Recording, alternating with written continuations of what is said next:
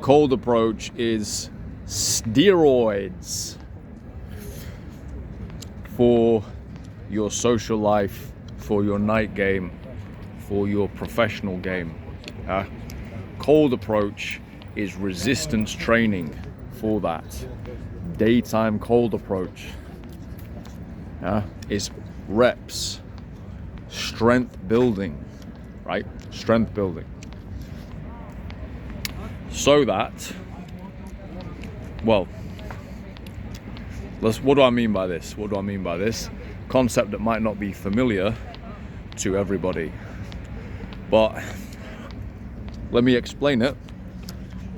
Out here in front of the Danube, this river, fortifies you. This castle here, the fences are fortified by cold approach. So, this is the secondary benefit to cold approach that is actually more important than the first. I just saw a little frog on the floor. How cool was that? So the first benefit is you can get women from it, you can get a girlfriend from it, etc. It might take you a while because it's not the most straightforward process to learn for many people. There's a lot of unlearning that has to be done. And the emotional hurdles are significant, as I'm about to delineate here. So,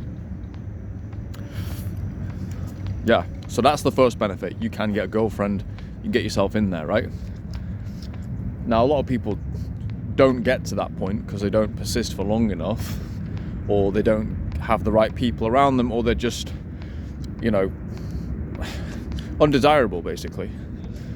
Not presenting something compelling to the woman, okay? But a lot of people can. We've got the infamous Richie right now, who, Christian's delineated his story, so I'm not going to go into that. But he's put the effort in. He's put the effort in on every level, and he's getting results, right? He's getting results. Okay, so you can get girls. That's not the real benefit, though. The real benefit is making yourself more psychologically jacked and socially jacked so that you can actually take on the real shit you need to take on. The real stuff that's not just, getting a bit of muff, So one example of this was just me this summer. I went back to my home city, I went back to the UK, and I had a lot of difficult conversations with difficult people, difficult, arrogant people, right? Who I'm one of probably the only people who they would even listen to anyway. And I had to almost tear strips off them, in a way that was, productive. It's always productive, should always be productive. Not for the sake of damaging someone, obviously. Cold approach. The fact I'm so used to such a level of resistance made that process much more straightforward. Maybe there might have been a time in the past where I'd gone, look, this is not really my problem. It's for them to deal with, whatever, just leave them be. But actually, because I'd done so much approach, I was able to say, you know what? This person needs their head fucking straightening. So I was able to do that. Right, so that's one. Being able to be a better person, and sometimes that means being a sterner person with people who need you. Number two, another massive benefit to cold approach, and this is one even guys in the entourage are not leveraging enough. So entourage guys, listen to me on this one. You are most leveraged in your cold approach when you are in a non-street environment, i.e. a party, i.e. a social event, a club, a dance event, okay? That's where you're most leveraged, okay? So especially as you're on the rise, as you're getting better, make the most of this, man. Make the most of it. So for example, I was in a place last night. I was in a a dance night last night, and you know, for me to approach and close there, it's fucking piss. It's piss, absolute piss. Whilst other guys might still be nervous because, you know, they'll go for a little dance and stuff, but they're still a little bit hesitant because they haven't got the same resistance training that I've got, right? They don't have that strength because they haven't built it. So for me, I can go in, and this is even as a club creature, it's given me another level. It's given me another level. It did in the UK. The UK was a fucking joke when I went back in especially my night out in Manchester was a fucking joke, and that was because I was doing so much. I'd already done like 3 or 4 approaches before I even got into the club, and then I just proceeded to solo take over the entire place on my own. I'm not saying that to be arrogant. It's what happened, you know. So I'm giving you my story, okay? Sounds like I'm showing off. Whatever. I've had a lot of caffeine, it's a long fucking day, right? I've also today, this is my day off, I've also done 4 approaches today. Yeah? It's my day off, bro. I've done 4 approaches today. Not an approach day. Yeah? I was out last night, got 2 contacts last night. I'll be out probably Friday or Saturday. And I'll be doing it's about that resistance. There's no limit to how socially and psychologically jacked you can get, right? That's the real benefit. That's the real benefit. So leverage yourself. Build a lifestyle where cold approaches are part of the lifestyle, and then you go into other things and you're just totally transcendent, yeah? Completely transcendent. And then you eventually get to a point where you begin to transcend even in cold approach. I'm not quite there yet. I'm 30% away from that, yeah? I know I am, yeah? The day I can go to a crowded Serbian bus stop full of Serbian football hooligans and mack on a girl, an 18-year-old, while her dad is there with tattoos on his face, yeah? The day I can do that, I'll retire, yeah? Because then I know transcendence has occurred, yeah? Complete mastery has occurred. No, I probably won't retire, to be fair, but that's what I'm saying. There's levels and levels and levels, right? But I've done 4 approaches today, and let me just talk you through them so that you really understand what this discipline is all about, yeah? So this is, Entourage guys know this, but newcomers to the channel, I think there's going to be some newcomers in the coming weeks. Daytime approach is, in a way, it's the creme de la creme. It's the highest reward, but it can also be absolutely brutal, especially when you're solo as well. And I don't even care how experienced you are. You know, on an off day, it can be fucking brutal. So I've done 4 today. The first one was a fucking atrocious reaction. It was the type of reaction I hate the most, which is the girl freezes and she looks really fucking scared. I know I look like a fucking gangster in my fucking red, you know, Puma tracksuit. But yeah, she just looked really scared, basically, and a little bit offended. I should have known. She was actually, we were near to the Greek embassy. I think she was Greek.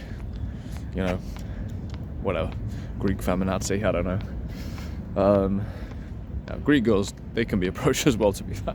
Anyway, this particular girl, that's my least favorite type of reaction of all reactions. I'd rather get like an ignoring or fuck off or something than that, because it just makes me feel weird. I fucking intimidate the girl, right?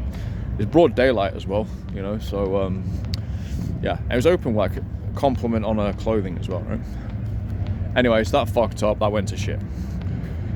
And I had a momentary, I'd say about a 3-minute period of just feeling some really weird, I feel like guy's fucking smoking weed up here.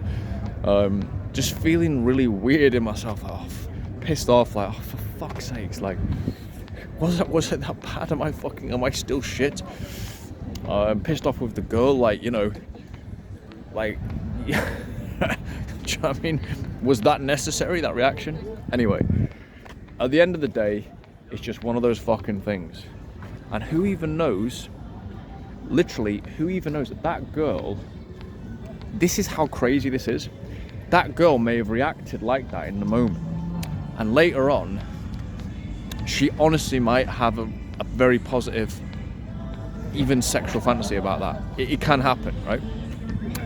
I don't think it probably will in this case, but you never know, right?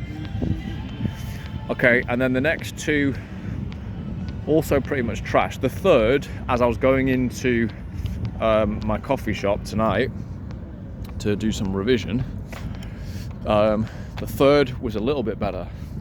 Yeah, but it was basically a hit and run. I just complimented her. She had to go out. Okay, but I was like, okay. At least I've done my 3. Okay, I've done my 3. I had a bit of an intent today. Let's do 3. And again, just so I can show you my own humility and my own, you know, well, just weaknesses, I suppose. And it's not weaknesses, it's just normality, right? There was 2 in the coffee shop itself. And actually, honestly, in fairness, I was like, I actually want to study right now, but I could have still approached them. Just to compliment or something. I didn't do it. I just put my head down and studied, and at least I had the excuse. It wasn't an excuse, I really was studying, right? Let's go down there, it's a bit lighter. Okay, so that's 3 plus a bottled coffee shop. Then I come out into the street, I look around, nothing really blowing my mind. Which, by the way, is, for me, the standard for my approach is they should be gorgeous enough that it's like there's a must approach. There's some girls where it's like you must approach. Eventually, as I was just walking up here to the castle, I crossed paths with 2. Bang. Stop. Compliment, gorgeous hair. And then it was like, I knew it landed well. Like, she's like, thank you, you know, so happy to get the compliment, right? And then she was with a friend, chit chat, nice chit chat. 2 18-year-olds. Her friend goes, how old is he? And then eventually we do this standard game, how old do you think I am, whatever. They said 27. I was like, nah, I'm a bit older. And I go, yeah, I'm 31, right? Which is being a little bit generous to myself. Or maybe it's underselling myself. Maybe they were looking for older, you know? Yeah. Point is, in the end there, sorry for the darkness here, but you just have to listen to my voice and look at my spooky face. In the end, I landed with a hit. Big fucking hit. And then I think I even said, like, I was about to go and stuff, and I was like, look, yeah, I just stopped you because you are absolutely gorgeous, to the one I liked. And again, it was a second compliment. These second compliments can hit hard, you know. And it was like, I didn't know what to say, and I just said that. Yeah, because that's what I'm thinking. Yeah. If in doubt, just fucking compliment them again on their beauty. They're not going to get bored. It's going to be difficult for them to get bored anyway, trust me. Especially if you're a decent, well put together guy. That hit again. Chit chat. I go for the clothes, and she goes, I've got a boyfriend. And I was like, oh, just one? It's a nice line. It's a nice older guy line. And she goes, yeah, I've been with him for 2 years. I said, well, that's amazing. I've had a fantastic chat with you guys. And I even said to the friend, I was like, to be honest, you look great as well. Legit, you look like, she did look good. I was like, your friend is just incredible here. So, yeah. And the point was, I've ended on a high. Yeah. I've ended on a big fucking high. I could potentially do a 5th approach on the way home. Probably won't, to be honest, but I've ended on a high, essentially. But that first approach was me just walking home with my tail between my legs. Even now, even at my age, even with my experience level, there's a level of exposure you have, especially as a soloist in a foreign country, yeah, It is what it fucking is, yeah? And it's painful. It's painful, yeah? When you're deep into your sessions, yeah, and you truly don't care, or you're going out and you've got an amazing mindset, you truly don't care, great. There's times when you just get you get a dick kick, you know? It's gonna fucking hurt. So, yeah, realistic expectations, but now I basically feel like I've just shot up a bunch of steroids, which I've never done. That's how it feels. So, how do you think I'm going to be on my next night out? Yeah, I think it's going to be hard for me to push the envelope with the girls. If I go to a dance event tomorrow, do you think that's going to be hard? After approaching at a crossing outside Starbucks in front of like 50 people this morning and getting that reaction? No, bruv, it ain't gonna be hard. Yeah, it's not gonna be hard. Like, I already have permission. The girls have actually come dressed up, many of them hoping to catch the attention of a guy like me. Yeah, maybe a guy like you. So it's going to be a lot easier, it's going to be a lot more leveraged.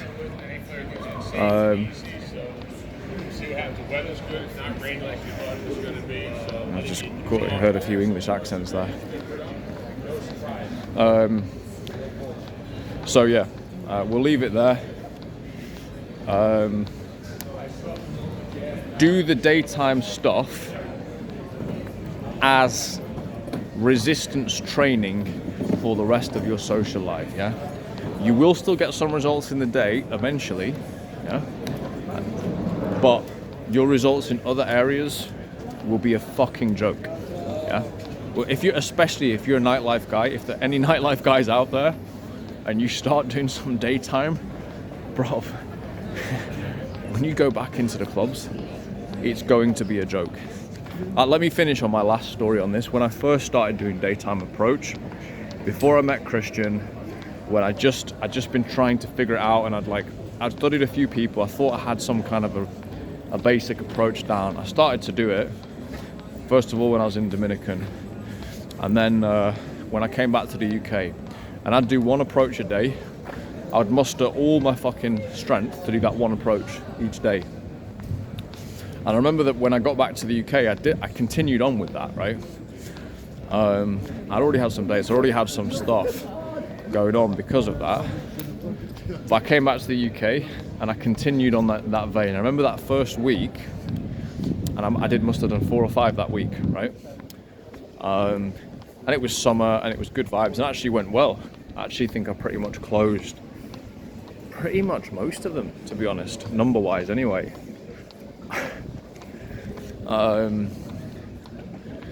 Yeah, and I think even maybe 1 or 2 of them, they materialize into dates as well.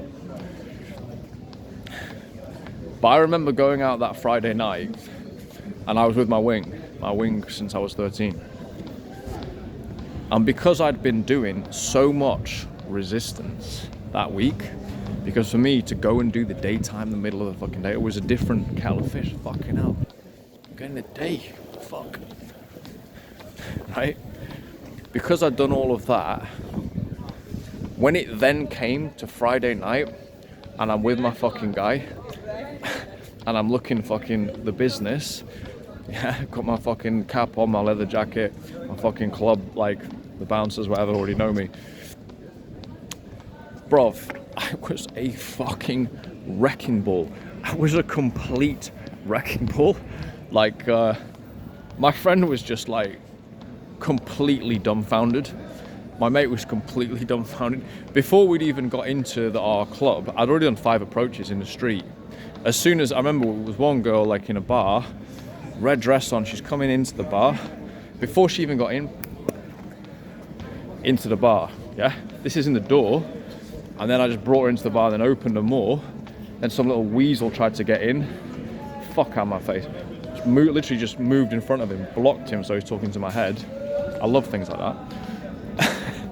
And yeah, closed this girl there. Oh no, got a number there, and then I saw her in the club later on, and then ended up going on a date with her later on, like a few days later. And the whole night I was just a complete beast, even to the point of like, I saw my friend likes Asian girls, I saw a Chinese girl, went over and said, hey, my mate likes you. Come here. You know, there you go, this is my friend. I don't know what my friend might have felt a little bit alphaed on that, but I don't really know. I don't think he really cared. He still got a good approach in himself off that. So yeah, he was laughing. He was literally laughing.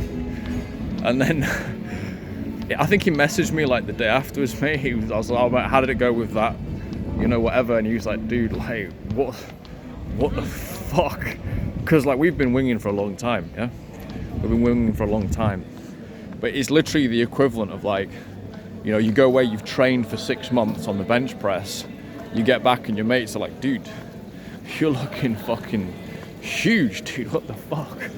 You know, it's that type of thing. Or, you know, you go away, you learn something. It's that type of thing. So leverage yourself, boys. I've talked enough there, it's gone on enough, but hopefully I've given you a nice little tour of Belgrade. Get yourself into the streets, get your reps in, and leverage that in the clubs, leverage it in your social life, leverage it in your personal life, leverage it in your business. Peace, love, dignity, honor, unity.